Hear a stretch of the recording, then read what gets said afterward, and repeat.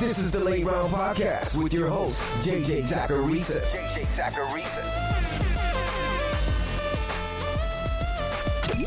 What's up, everyone? It's JJ Zacharisa, and this is episode 725 of the Late Round Fantasy Football Podcast, sponsored by FanDuel. Thanks for tuning in.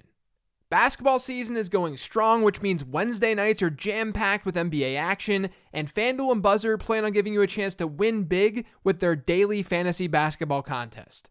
Interest in the NBA Clutch Shot presented by Buzzer, an NBA DFS contest taking place every Wednesday from now until March that gives you a chance to win a share of FanDuel's biggest prize pool. Simply construct your best 9-player roster while staying under their salary cap, and follow along as the games unfold using FanDuel's live scoring feature. Earn points for points scored, rebounds, assists, steals, and blocks, and watch as your lineup climbs the ranks. The higher up the leaderboard your lineup finishes, the more cash you'll win. It's that simple. The contest is live, so visit FanDuel.com/league/NBA-main-marquee-1 and submit your lineups now. That's FanDuel.com/league/NBA-main-marquee-1. Trend 1 this week is all about Jerry Jeudy. I feel like people have kind of just ignored him as a fantasy asset this season, but he's averaging almost 20 PPR points per game over his last 4 healthy games. Jeudy has played the majority of Denver's snaps in 7 games this year. In those contests, he's averaging 17.2 PPR points per game. I have a feeling he's going to fly under the radar next offseason. He's been way better than people realize. A player who's been going in the opposite direction is Nick Chubb. Chubb has seen single-digit PPR points in 3 of his last 4. He hasn't seen a target share higher than 8% in any of those contests. And unfortunately, if Deshaun Watson doesn't get better, it's going to impact Chubb. Pre-Deshaun Watson, the Browns were averaging almost 36 yards per drive. That was actually 4th highest in football. They were scoring touchdowns on 25.6% of their drives. That was the 8th best in football. In Watson's 2 games, so in weeks 13 and 14, Cleveland's averaging 24.7 yards per drive, so 11 yards less than where they were at with Brissett. They've scored a touchdown on just 4.2% of their drives. They've basically been the worst offense in the league over the last 2 weeks. So yeah, things are worse offensively, and that's hurting everyone, including Nick Chubb.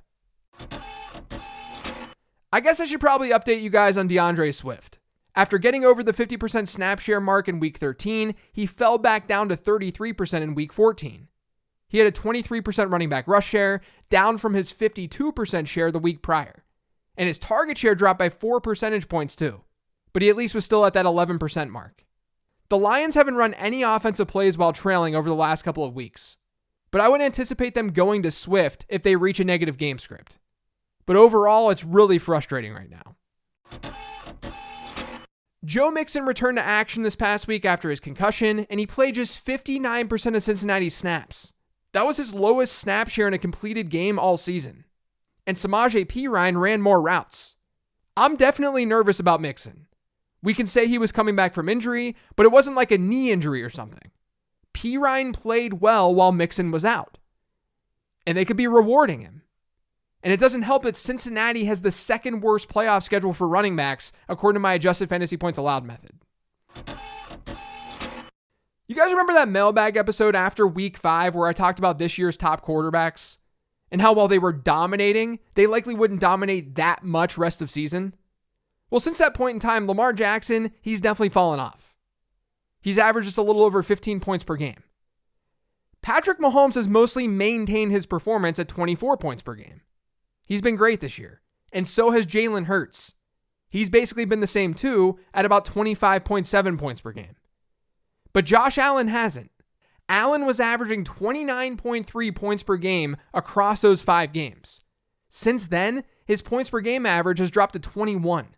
That's still very good, but this is really in line with the number that I was talking about on that show, and how we typically see these quarterbacks regress.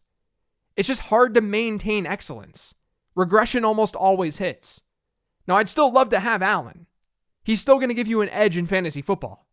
That edge just has not been as significant during the second half of the season.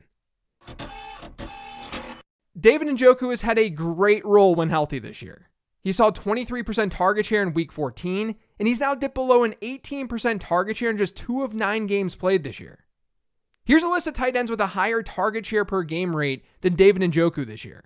Travis Kelce, Kyle Pitts, Mark Andrews, Minnesota TJ Hawkinson, Dallas Goedert, and Pat Freiermuth. That's it. Don't sleep on Njoku down the stretch. The Miami Dolphins have faced 3 bottom half opponents in adjusted fantasy points allowed to quarterbacks this year, meaning there were 3 matchups that were favorable for Tua and that passing attack. In those 3 games, Tua ranked as the QB1, the QB4, and the QB2 in weekly scoring. He has just 1 top 10 performance outside of those games.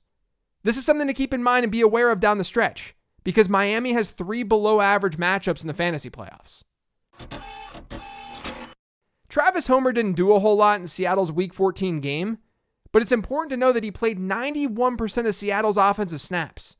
He had a 90% running back rush share. Now, at the time of this recording, I have no idea whether or not Kenneth Walker is going to play this week, but Homer's likely going to be a workhorse in a tough matchup if the same guys are out in that backfield. Now we'll go from one running back named Travis to another. Travis Etienne has been awful in fantasy football. Over his last 4 games in PPR formats, he scored 10, 0.3, 7.6, and 3.2 PPR points. He had been getting away with huge days on the ground in the middle of the season. Week 7 against the Giants, 114 rushing yards. Week 8 against the Broncos, 156 rushing yards. Week 9 against the Raiders, 109 rushing yards. But he hasn't been able to generate big plays, and the Jags are also not using him that much in the passing game. He went from a 9.2% target share through his first 9 games of the year to 4.2% over his last 4. And if you remove the game where he got hurt, that number is still 5.6%. It's still a whole lot lower than his target share to start the year. It's probably hard to bench Travis Etienne right now, but you definitely have to temper expectations. Now, speaking of not connecting on a big play, Mike Evans hasn't finished as a top 30 wide receiver in PPR formats since week 8. That's 5 straight down games. 5 straight bad performances. He scored double-digit PPR points just once during this stretch, and it was when he posted 10.4 points. Now, the target share numbers aren't dramatically different from Mike Evans. What is different is that he's not seeing targets down the field as frequently. During this 5-game stretch, just 20.5% of Evans' targets are coming 15 or more yards down the field. From weeks 1 through 8, that number was 37%. So the way they've been using Evans has definitely changed, and that's having a profound impact on his fantasy totals. We need more deep balls for Mike Evans.